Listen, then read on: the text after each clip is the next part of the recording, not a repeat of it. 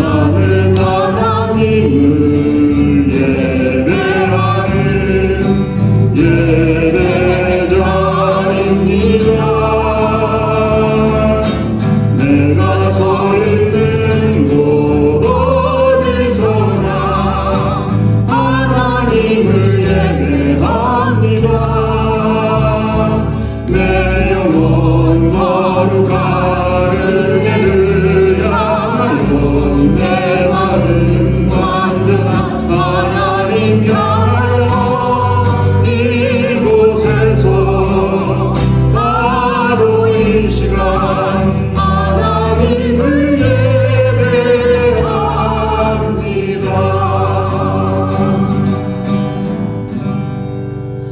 지난주에 그 임시임원회에서 우리 교회 가정사역으로 상담센터를 개설하기로 의논하였습니다.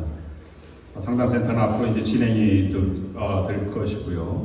또 그 관리자가 윤금비 선생님이 이제 우리 상담센터로 이제 오시는데 오늘 앞으로 예배드리면 예배에 참여해서 여러분에게 소개해드리도록 하겠습니다. 오늘 유인물로 나눠드리는 것은 참고사항으로 다시 윤금비 선생님이 오실 때 설명을 구체적으로 드리도록 그렇게 하겠습니다.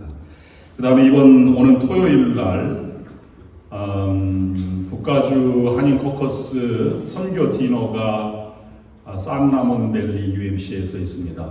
교회에서는 2시 반에 출발할 예정입니다. 여러분 참여해 주시고 함께 가실 분들 몇몇 분이 참여해 주셨으면 좋겠습니다. 우리 교회도 연합회 활동에 좀 멀지만 그래도 산라몬밸리는 비교적 가까운 곳에서 하니까 함께 참여해 주시면 감사하겠습니다. 교회에서 2시 반에 출발하겠습니다. 저에게 우리 집사람에게 말씀해 주시면 감사하겠습니다. 그리고 10월 첫 번째 주일은 세계 성찬 주일로 성찬 예식이 있으며 첫 번째 주일 이후에 친교 후에 정기 임원회가 있겠습니다. 임원들은 기억해 주시면 감사하겠습니다. 그리고 오늘 예배 중에 저는 처음입니다만 여러분들은 잘 아시는 우리 박미숙 권사님의 남편 되시는 김현성 권사님께서 참여해 주셨습니다. 우리 공식적으로 박수로 여러분 환영해 주십니다. 여기 박미숙 권사님도 한국 방문하시고 다시 참여를 몇 주 하셨는데 오늘이 마지막이고 이제 다시 또 다녀오신다고 합니다. 중간에 아드님이 그 공항에 도착하신다고 합니다. 여러분 위해서 기도해 주시면 감사하겠습니다. 이상으로 교회 소식 마치겠습니다. The apostles and the brothers throughout Judea heard that the Gentiles had also received the word of God. So when Peter went up to Jerusalem, the circumcised believers criticized him and said, "You went into the house of uncircumcised men and ate with them." Peter began and explained everything to them precisely as it had happened. "I was in the city of Joppa praying, and in a trance I saw a vision. I saw something like a large sheet being let down from heaven by its 4 corners, and it came down to where I was. I looked into it and saw 4-footed animals of the earth, wild beasts, reptiles, and birds of the air. Then I heard a voice telling me, 'Get up, Peter, kill and eat.' I replied, 'Surely not, Lord. Nothing impure or unclean has ever entered my mouth.' The voice spoke from heaven a second time, 'Do not call anything impure that God has made clean.' This happened 3 times, and then it was all pulled up to heaven again." These are the words of God. 사도행전 11장 1절부터 10절까지 있는 말씀을 교독으로 읽겠습니다. 제가 먼저 봉독합니다. 유대에 있는 사도들과 형제들이 이방인들도 하나님의 말씀을 받았다 함을 들었더니 이르되 내가 무할레자의 집에 들어가 함께 먹었다 하니 이르되 내가 욥바시에서 기도할 때에 황홀한 중에 환상을 보니 큰 보자기 같은 그릇이 내 위에 매여 하늘로부터 내리어 내 앞에까지 드리워지거늘 그것을 통하여니 땅에 4발 가진 것과 들짐승과 기는 것과 공중에 나는 것들이 보이더라. 또 들으니 소리 있어 내게 이르되 베드로야 일어나 잡아먹으라 하거늘 내가 이르되 주님 그럴 수 없나이다. 속되거나 깨끗하지 아니한 것은 결코 내 입에 들어갈 일이 없나이다 하니 또 하늘로부터 두 번째 소리 있어 내게 이르되 하나님이 깨끗하게 하신 것을 내가 속되다고 하지 말라 하더라. 이런 일이 세 번 있은 후에 모든 것이 다시 하늘로 끌려 올라가더라. 아멘.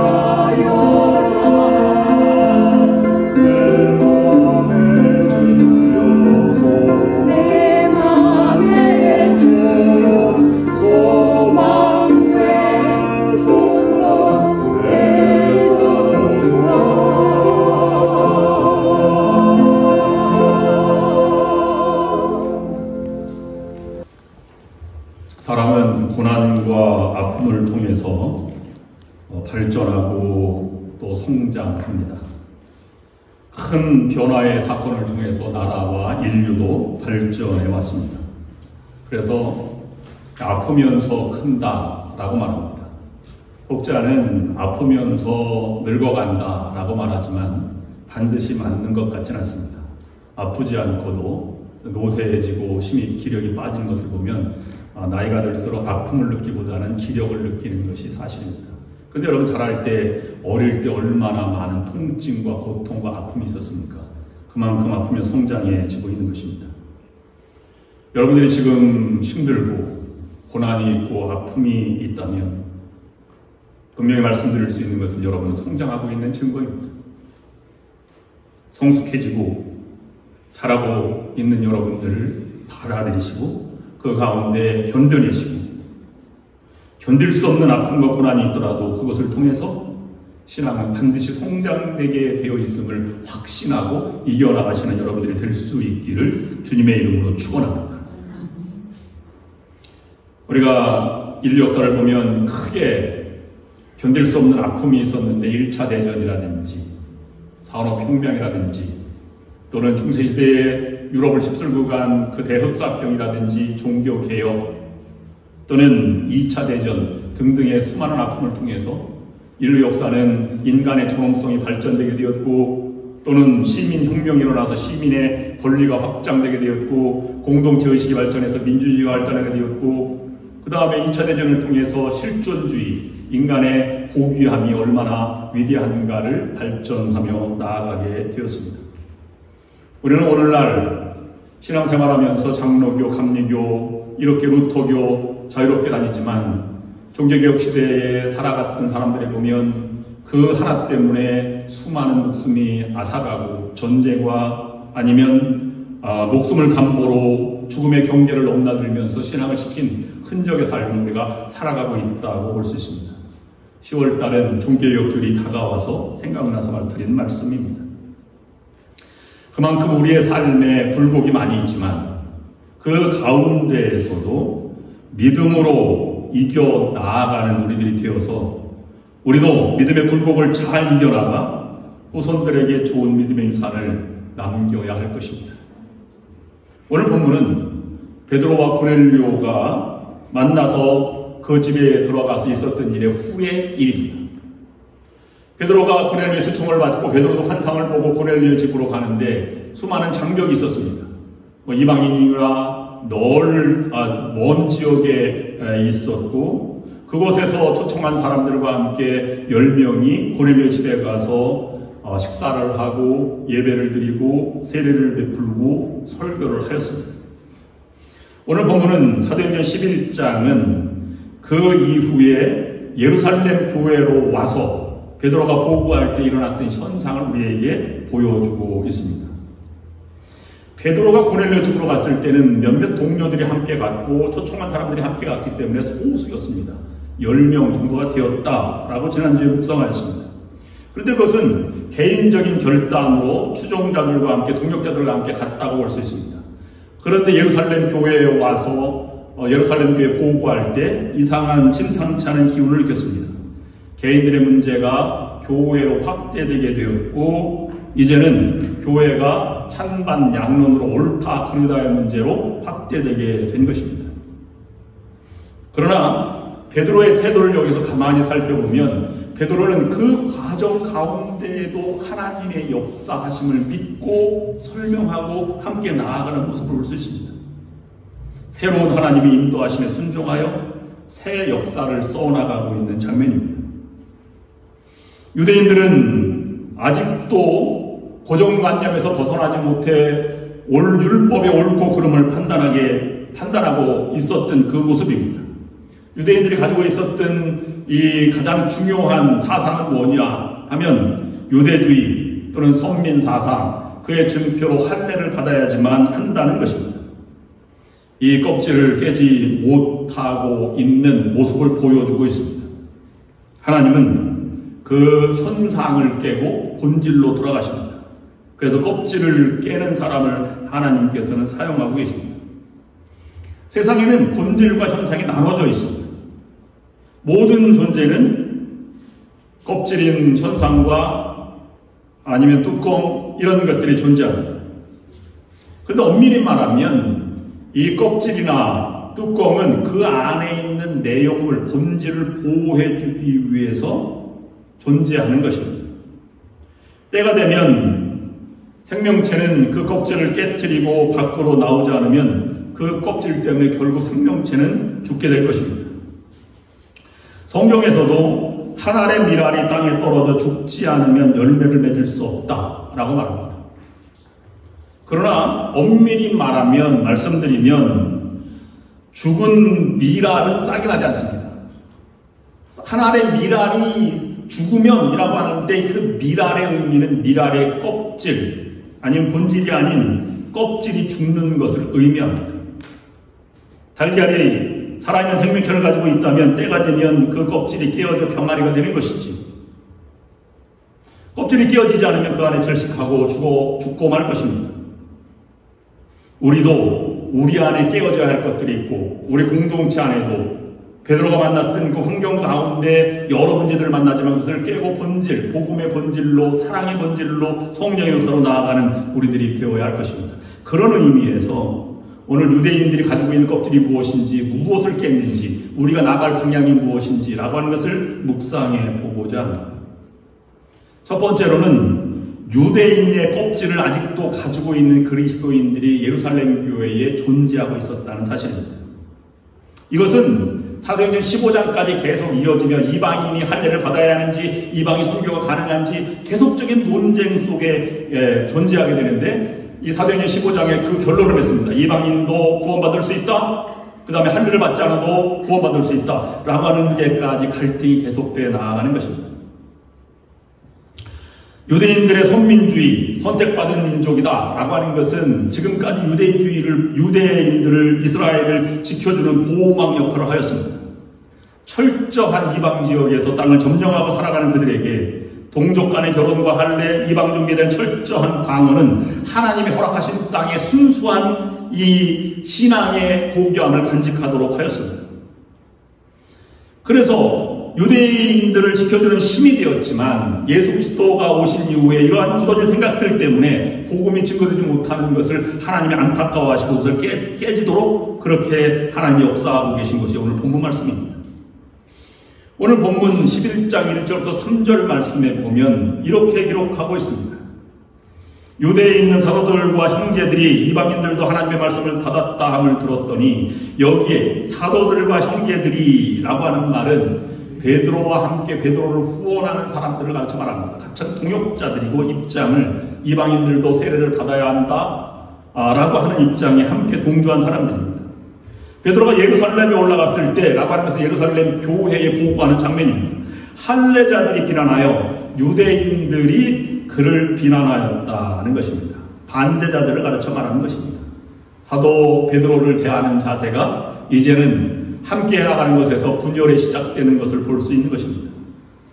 이르되 내가 무할례자의 집에 들어가 함께 먹었다니 그들이 본 것이 아닙니다. 보고를 받고 주변 사람들의 소문을 듣게 된 것입니다. 내가 그것을 먹었다며 이방인과 함께 지냈다며 라고 말하는 장면이 여기에 3절까지 나와 있는 장면입니다.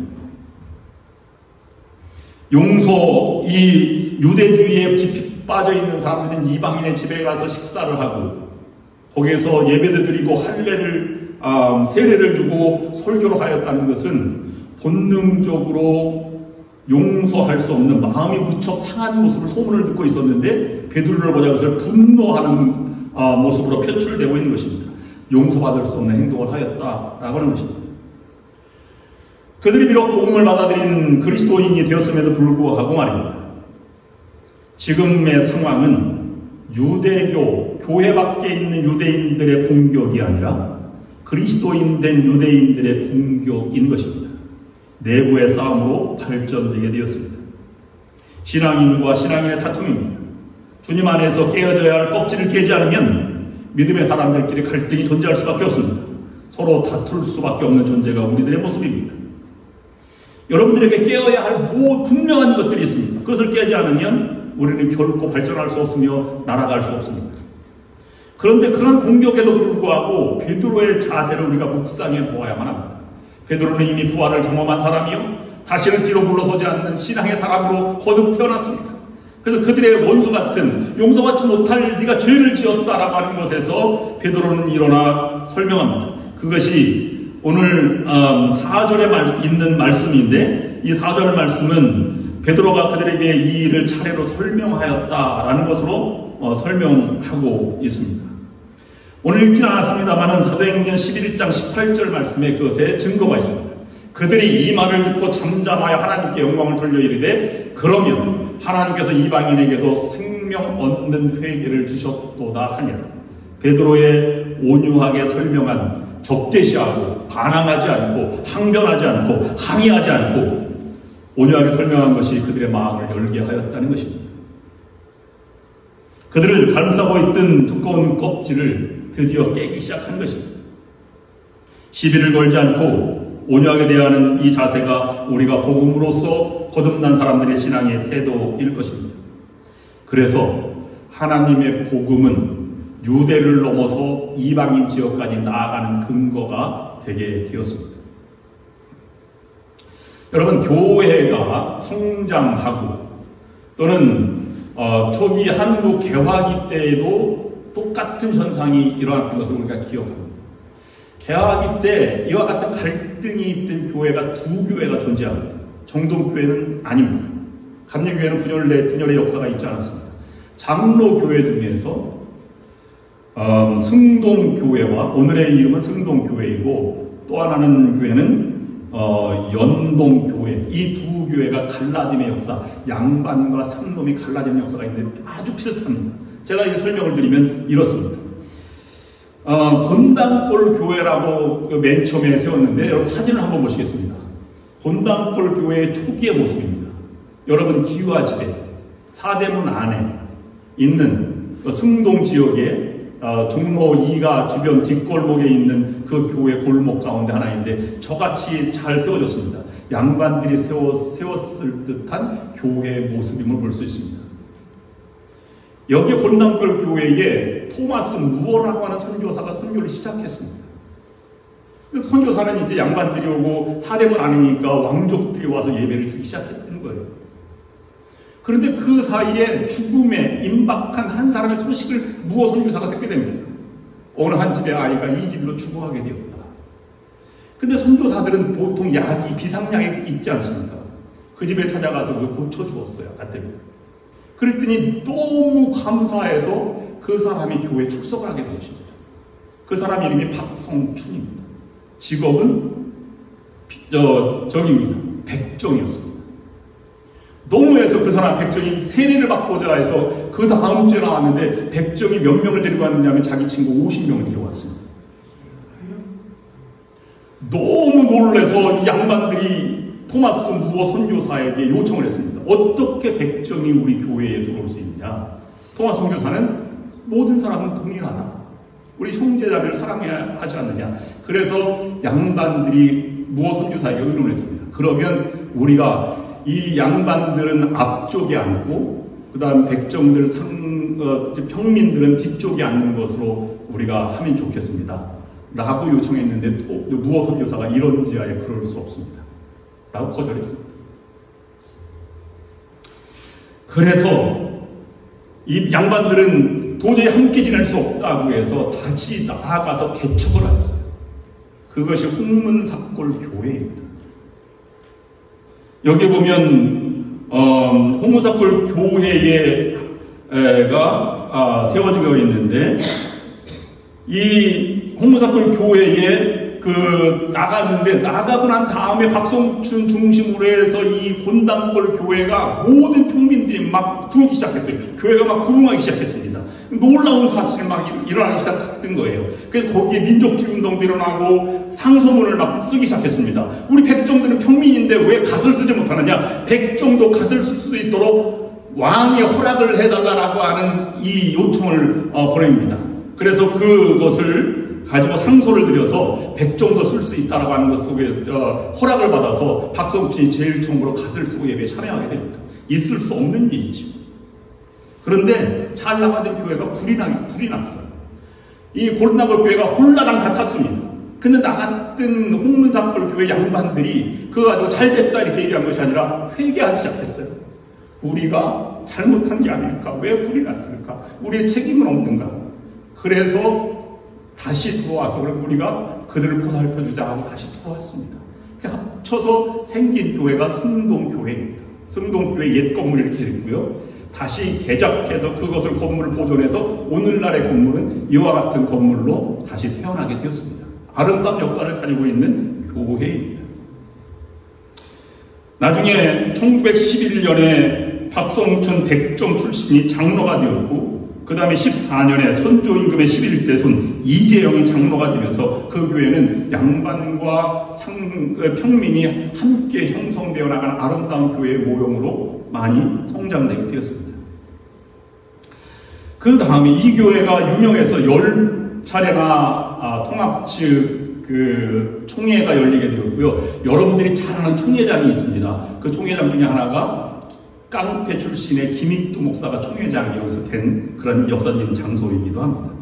또 한 교회는 연동교회인데요. 연동교회 현 건물 사진이 이렇습니다. 여러분, 연동교회 아주 유서 깊은 교회이고 기장교회입니다. 종로 5가에 연목골이라고 하는 곳에서 시작돼서 연동교회가 시작되었는데요. 연동교회 옛 건물의 모습이 바로 이것이 연동교회입니다. 그 당시에도 연동교회가 굉장히 큰 교세를 가지고 있었습니다. 어느 날 장로 투표를 했는데요. 놀랍게 장로 투표에서 제일 먼저 된 사람이 임봉진이라고 하는 사람이 제일 먼저 장로 투표가 선정이 되었습니다. 근데 그 소개를 할 때 양반들이 놀래서 막 인정하지 못하는 거예요. 이 임봉진이라고 하는 사람 누구냐면 갑밭이었습니다. 여러분, 욥바에 베드로가 묵었던 사람이 갓바치 시몬의 집에서 묵었다는 건데, 갓바치는 무드장이죠. 가축의 이 가죽을 무드질해서 팔거나 아니면 옷을 만들거나 이렇게 넘기는 작업을 하는 사람인데 천민이지요. 근데 그 갓바치가 먼저 투표를 해서 장로가 세워진 곳에 인정할 수 없다. 어떻게 상놈 갓바치가 장로가 될 수 있는가? 그가 우리를 어떻게 다스리는가? 라고 해서 양반 교인들이 함께 예비드릴 수 없다고 나가서 개척을 하였습니다. 그 개척교회가 묘동교회가 되었습니다. 묘동교회는 여러분 사진을 한번 보면 이것이 묘동교회인데요. 끝까지 이들은 합쳐지지 않았어요. 묘동교회는 아직도 남아있는데 작은 교회로 남아있고 연동교회는 큰 교회가 되었습니다. 그 당시에 남녀 7세 부동서 아니면 양반과 상놈이 함께 거할 수 없다 라고 말하고 여자와 남자가 구별되었다, 부부유별이라고 해서 기역자 있는 예배당이 있는 시절에 이와 같은 일이 있었던 것은 두 교회의 대표적인 것입니다. 오늘 본문이 만나는 베드로가 예루살렘 교회에 보고한 것은 이와 비슷한 정서를 가지고 있습니다. 민족적 풍습으로는 인정할 수 없으나 하나님 뜻이 어디 있는가라고 하는 것을 보여서 내가 모든 만민이 평등하다고 하는 이런 사상을 가지고 나아가는 것에 현실의 풍습과 관습이 얽매이지 않고 나아가는 것으로 되어야 한다는 것을 우리에게 보여주고 있는 것입니다. 우리가 깨져야 할 것은 무엇인가? 우리도 동일한 것을 다 깨야 할 것입니다. 열등감, 교만, 자기의 쓴 뿌리, 상처, 자기의, 그 다음에 숨겨진 죄악, 몸에 의한 세상적인 문화, 풍습 이런 것들도 깨어야 할 것입니다. 저는 구체적으로 몇 가지를 묵상해 보려고 합니다. 우리들이 깨뜨려야 할 껍질이 무엇인가 하는 것입니다. 여러분들 무엇을 깨쳐야 하는 것인지 여러분들 되돌아보시면서 함께 참여해 보시길 바랍니다. 첫 번째 우리가 깨져야 할 것은 한민족이 가장 많이 있는 것은 혈연, 지연, 학연입니다. 여러분 가족만 중요하게 생각하는 사람들이 많이 있지요. 그래서 혈연은 가족, 친족, 친족주의, 지연은 같은 지역 출신, 학교는 같은 학교 출신, 이것이 지배하는 것이 오늘의 문화입니다. 그러면 우리 사이에는 이러한 것들이 없을까 생각해 보았습니다. 여러분 있겠어요, 없겠어요? 우리는 없습니다 이렇게 말할 수 있는데요, 가만히 생각해 보면 이런 경향이 없지 않습니다. 여러분 처음 만나면 뭐라고 얘기합니까? 안녕하십니까? 좀 더 가까이 만나면 점심때쯤 만나면 식사하셨어요? 라고 질문을 하죠. 근데 여러분 가만히 보면 식사하셨어요를 낯선 사람에게 얘기하는 사람은 아무도 없습니다. 친한 사람에게만 진지 드셨어요? 식사하셨어요? 밥 먹으러 갈까요? 이렇게 얘기하는 거예요. 그러면 그 옆에 있는 낯선 사람은 소외감을 느끼게 되어 있습니다. 이것이 혈연주의의 잔재라고 볼 수 있는 것입니다. 질문합니다. 저 권사님, 저 옆에 권사님 알아? 잘 몰라. 난 20년 동안 밥 한 끼 못 얻어먹었어. 이렇게 얘기하면 그것도 마찬가지 비슷한 입장으로 우리가 보여지게 되는 것입니다. 그 다음에 지연 같은 경우에 더 미국 같은 이민사회에서는 더 심하죠. 왜냐하면 고향이 얼마나 그립습니까? 우리도 꿈에도 그리운 가고 싶은 것이 고향인데요. 그래서 여러분 어디서 왔어? 그러면 서울에서 왔습니다. 서울 무슨 동에서 왔어?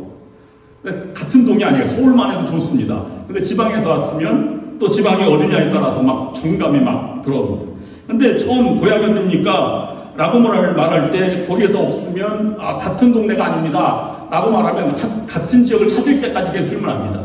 학교는 어디 다녔어? 아니면 계속 추적해서 혹시 시장은 어디 다녀? 그래서 같은 시장, 광장시장 다녀? 그러면 나도 거기 갔다 이렇게 얘기하면 동질의식이 생기기 시작합니다. 혈연주의와 지역주의 이런 것들이 학연주의가 앞서면 무엇이 중요하냐면 일보다 가까운 사람 중심으로 변화되게 된다는 것입니다. 하나님의 뜻보다는 소속 단체 또는 그 공동체의 뜻에 무게를 두고 나아가게 된다는 것입니다. 만약에 예루살렘 교회에서 이것이 작용되었다면 베드로는 앞으로 나아가지 못했을 것입니다. 그러나 이것을 뛰어넘는 고정관념이 여기에 있다고 하는 것입니다. 두 번째는요, 기복신앙입니다. 기복신앙은 우리가 복을 비는 것이다 이렇게 우리가 알고 있는데 그것과는 차원이 있습니다. 복을 비는 것이 기복신앙은 아닙니다. 기복신앙은 하나님보다 하나님이 주신 것에 마음을 두는 것을 기복신앙이라고 합니다. 여러분 하나님이 복 주신 하나님께 우리가 기도하는 건 당연하죠. 근데 복만을 바란다고 하면 잘못된 것임을 우리에게 보여주고 있는 것입니다. 모든 것, 뭐로 가도 서울만 가면 된다고 하는 것이 아니라 이 복을 받는 방법도 비는 방법도 동일해야 한다는 것입니다. 그런데 무조건 복만 빌어서 한국 사람처럼 복을 좋아하는 사람이 어디 있겠습니까? 그래서 이름도 복자가 많습니다. 만복이, 근복이, 영복이, 원복이, 칠복이, 팔복이, 수복이, 성복이, 희복이, 복남이, 복돌이, 복수지 이렇게 많이 짓습니다. 하나님이 주시는 복을 중요하지만 복만을 바라보고 있는 껍질도 우리가 깨트려야 하는 것입니다. 하나님이 물질을 주시지만 우리가 의지할 것은 물질이 아니라 하나님이 우리에게 분명하게 말씀해 주고 있습니다. 하나님의 좋은 동역자와 사람들을 주시지만 우리가 의지하고 믿고 매달리는 것은 그 사람들이 아니라 하나님임을 우리에게 말씀해 주고 계신 것입니다. 이것이 뒤바뀐 것이 기복신앙이라고 하는 것입니다. 하나님이 우리를 사랑하시고 우리를 인도하신다면 우리는 그 길을 따라갈 수 있어야 합니다. 베드로처럼 아니면 바울처럼 사막을 가게 하시든지 꽃길을 가게 하시든지 가시밭길을 가게 하시든지 그 길을 하나님만 바라보고 나아가는 자세가 우리들이 되어야 할 것입니다. 그런데 왜 사람들은 가시밭길을 가지 않으려고 하고 왜 물질의 몸에 매달리고 주시는 복에만 이렇게 매달리는지를 생각해 보았습니다. 너무 옛날에 배가 고파서 내일 먹을 것이 있어야 하기 때문에 안정을 추구하는 욕구 때문에 아마 그게 시작이 되지 않았을까라고 생각합니다. 그래서 너무 힘들고 어려워서 마음에 없는 고생을 스스로 선택한 고생을 하지 않으려고 하는 경향이 있기 때문에 그렇습니다. 신앙인들도 기복신앙은 일확천금 한 번에 모든 것을 바꾸어서 큰 벼락 맞는 부자처럼 이렇게 살아가는 경우도 있습니다. 여러분 마음에 없는 고생은 힘든 것이죠. 시집살이가 대표적인 것입니다. 시집살이를 누가 하고 싶어서 합니까? 남편이 와서 왔는데 시어머니 등살에 못 이겨 하는 것이 시집살이가 아닙니까? 그래서 이 한으로 며느리들이 남는다고 합니다. 너무 힘들어서 시집살이가 너무 힘들어서 십자가 들어가는 걸 먹지도 않는다잖아요. 시금치, 시래기도 안 먹는다. 여러분 며느리와 시어머니 같이 교회 다니는데 시어머니가 너무 집안과 교회에서 차이가 있어서 그 며느리가 교회 안에서 십자가 들어가는 읽지도 않는다. 시편, 신명기. 이것이 현실입니다. 요즘은 며느리 눈치를 보는 시어머니가 있어서 매 맞는 시어머니도 있다지 않습니까? 며느리도 시어머니도 며느리 눈치 봐서 몇 자가 들어가는 음식을 먹지도 않는데 몇 자가 들어가는 음식 뭐가 있을까요? 멸치, 명태. 이것이 갈등에 근접할 수 없는 것은 그 마음에 없는 고생들 너무 많이 해서 근본적으로 생기는 것이지. 이건 의도해서 되는 것이 아닙니다.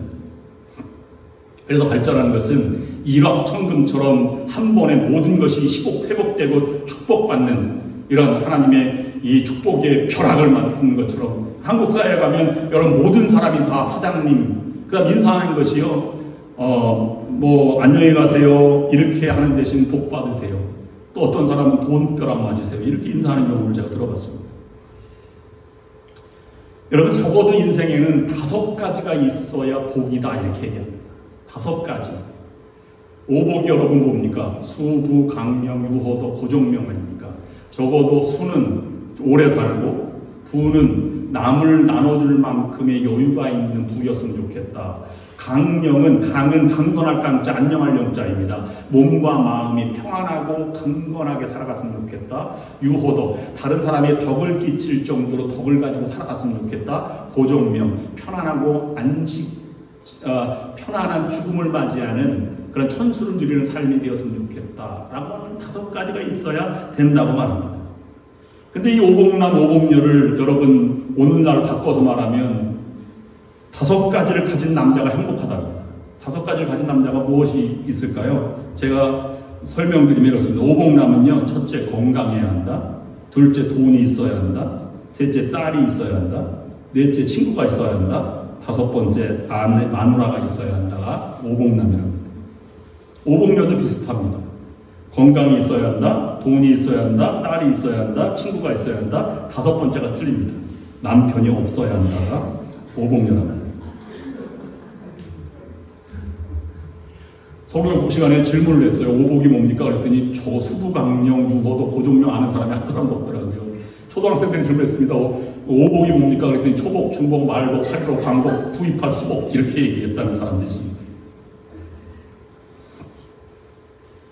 성경은 말씀합니다. 물질과 재산이 아니라 하나님을 가까이 하는 복이다. 시편 73편 28절입니다. 하나님께 가까이 함이 내게 복이라. 내가 주 여호와를 나의 피난처로 삼아 주의 모든 행적을 전파하리이다. 여러분, 하나님이 주시는 것을 더 사랑하지 말고 주시는 하나님을 더 가까이 지내시는 여러분들이 될 수 있기를 주님의 이름으로 축원합니다. 그러면 여러분 껍질도 깰 수 있어야 하고 용기를 가질 수 있어야 하고 내가 손든 것 아무리 힘들고 어려워도 그 길에 진리를 살아가는, 그리고 진리를 사랑하고 말씀대로 살아가는 여러분들이 될 수 있기를 원합니다. 그런 사람의 진정한 건강과 진정한 발전이 있는 것입니다. 세 번째, 이기적이고 개인주의적인 것을 우리가 껍질을 벗어버려야 합니다.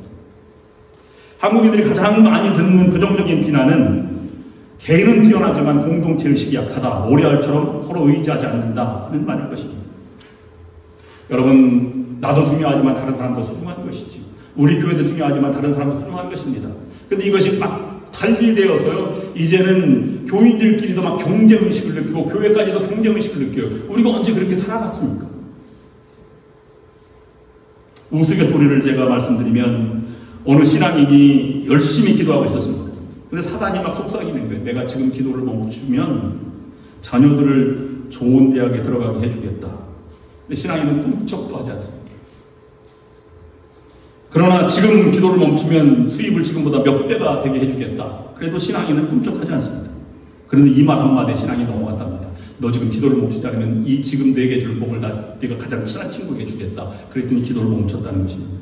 이렇게 사람은 비교, 상대적인 그런 사람의 상황에 많이 이끌려가게 됩니다. 신앙인은 내가 잘못하지 않았어도 비난의 화살이 나에게 오면 나는 잘못했습니다 라고 말할 수 있어야 신앙입니다. 신앙인은 내가 취할 수 있는 이득이 있어도 때로는 신앙이 내가 잃어버릴 수도 있는 것, 취하지 않으면 손해되는 것도 우리가 감당할 수 있어야 신앙입니다. 신앙인은 승리할 수 있어도 때로는 져줄 수 있을 때 진정한 신앙인이 되는 것입니다. 패배해도 이웃의 승리가 배 아파서는 안 되는 것입니다. 신앙인은 사돈이 논을 사면 배가 아프지 말아야 진정한 신앙입니다. 그래야 우리가 공통적으로 아파할 수 있는 범위가 넘어가고 함께 공감하는 능력이 더 뛰어나서 예수의 십자가를 지는 삶까지 나아갈 수 있게 되는 것입니다. 그럼 이쯤에서 우리가 하나님의 마음을 다시 한번 깊이 있게 묵상해 보시기를 바랍니다. 하나님이 왜 유대인들을 껍질을 깨고 사용하셨느냐? 왜 하나님은 우리의 생각을 바꾸어 가시면서 하나님의 사역을 감당하시도록 하는가? 그것은 하나님의 마음은 분명합니다.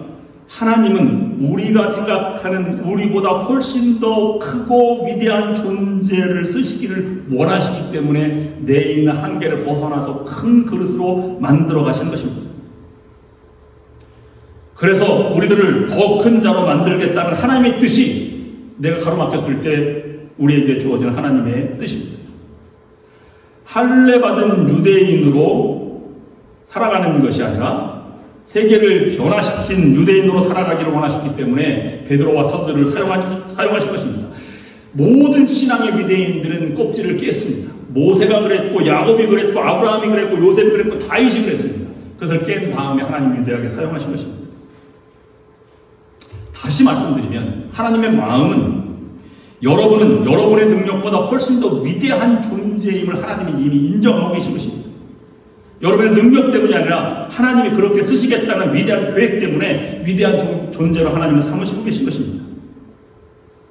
우리가 조그만 틀에 박혀서 이것이 최고이다라고 하는 것을 그것을 뛰어넘어서 더 크게 살고 더 넓게 품고 더 깊게 생각하고 더 높게 날기 위해서 껍질을 깨야 하는 것입니다. 학연, 지연, 모든 혈연을 깨고 그 다음에 더 나아가서는 더 이기적인 개인주의를 깨고 하나님께 나아가는 우리들이 되어야 할 것입니다. 여러분의 고통도 아픔도 다 띄워서 하나님의 위대한 존재로 요셉과 모세처럼 그리고 바울과 베드로처럼 쓰임받는 여러분 모두가 될 수 있기를 주님의 이름으로 축원합니다. 마지막으로 12살 된 소녀가 있었습니다. 국회의사당 앞에서 구두 닦기를 하고 있었는데요. 소녀를 바라보고 있던 상원 의원이 그들을 닦으면서 이렇게 말했습니다. 나이가 몇 살이니? 12살이에요. 그래, 열심히 일하면 공부도 하렴. 나도 너처럼 12살 때 구두를 닦았단다. 이 말 한마디가 이 소년의 마음을 바꿨습니다. 여러분, 내가 질 것이다 라고 생각하면 평생 지는 방법, 지는 이유를 찾아서 헤매지만 나는 반드시 성공할 것이다, 이길 것이다 라고 하면 이기는 방법과 이기는 환경만을 생각하게 되어 있습니다. 이 말 한마디의 소년은 그때부터 잘 될 것만 생각했습니다. 그래서 소년은 한 번도 꿈꿔보지 못한 세계를 바라보고 살아가게 되었습니다. 그래서 세계적인 학자가 되었는데 그 사람이 누구냐면 웨인 오츠라고 하는 켄터키주의 루이빌 대학교의 침례교 목사이자 정신의학자이자 행동분석학자가 되어서 많은 오늘날도 활동을 하고 있는 목회 상담학의 대가가 되었습니다. 그가 한 말의 이론이 뭐냐면 내가 지금 한 행동은 너의 어머니로부터 들은 한마디 때문이다 라고 하는 것입니다. 그러니까 부정적인 말로 하나 사용했는데요. 너만 없으면 돼 라고 하는 말이 한 인생을 망쳤다는 것입니다. 반대로 너가 소중해 라고 하는 말은 그만큼 인정된다고 하는 것을 역설에서 사회 속에서 이 이론을 펼쳐나간 위대한 사람 웨인 오츠라고 하는 교수입니다. 베드로는 이와 같은 것을 우리에게 전해주고 있습니다. 여러분, 환경을 탓하지 마십시오. 여러분의 능력과 한계를 탓하지 마십시오. 하나님은 더 위대하게, 더 크게 들어쓰길 원하십니다.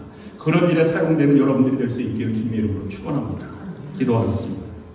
이제는 우리 구주 예수 그리스도의 구원하시는 은혜와 독생자 예수를 아낌없이 우리에게 내어주시기까지 우리를 사랑하여 주신 하나님의 그 크신 사랑하심과 저희들을 동행하셔서 저희들을 이끌어주시는 성령의 역사인도 교통하심이 오늘 예배를 마치고 나아가는 이 자리에 참여한 모든 성도들과 저들의 가정과 흩어져 있는 가족들과 하는 모든 일 위해 그리고 좋은 연합감리교회 위해 지금부터 영원토록 함께하옵시기를 간절히 축원하옵나이다.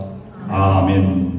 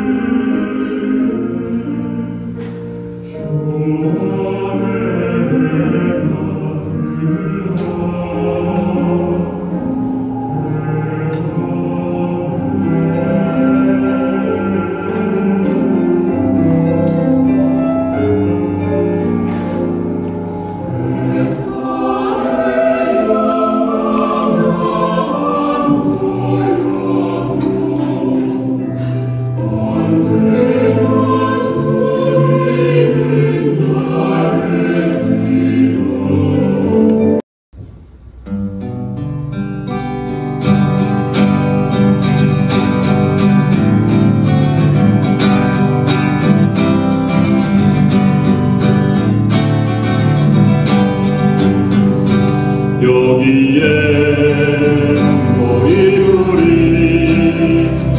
주의 은총 받은 자여라.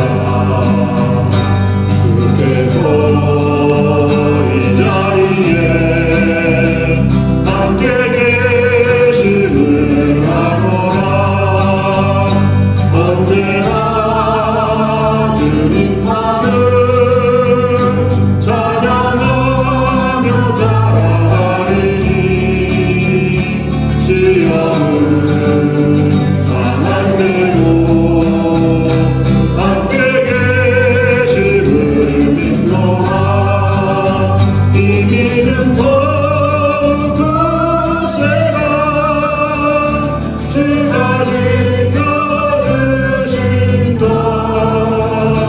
어두운 밤에도 주의 밝은 빛 인도하여 주신다. 주님이 뜻하시니 내 안이 어렵더라도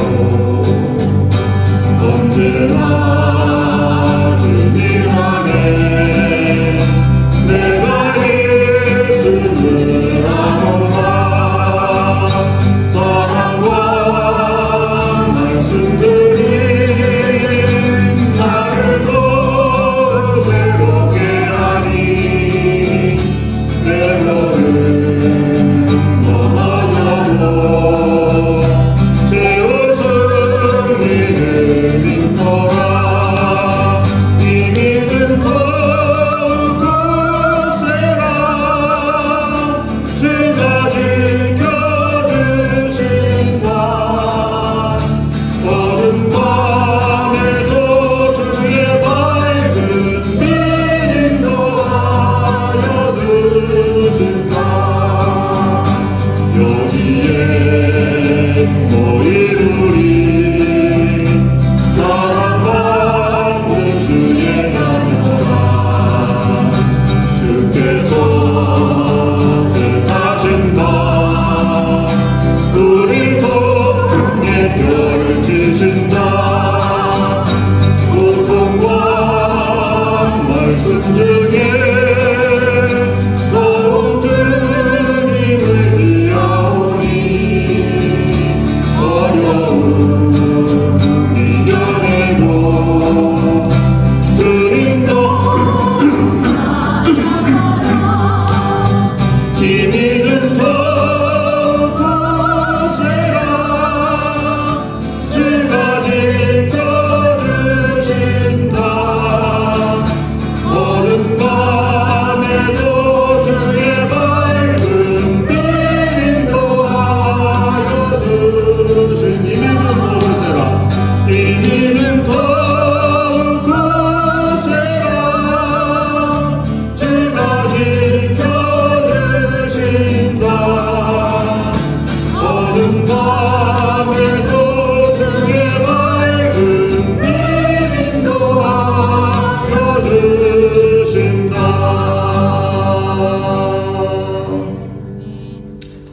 주님이 지켜주시는 은혜를 감사합니다.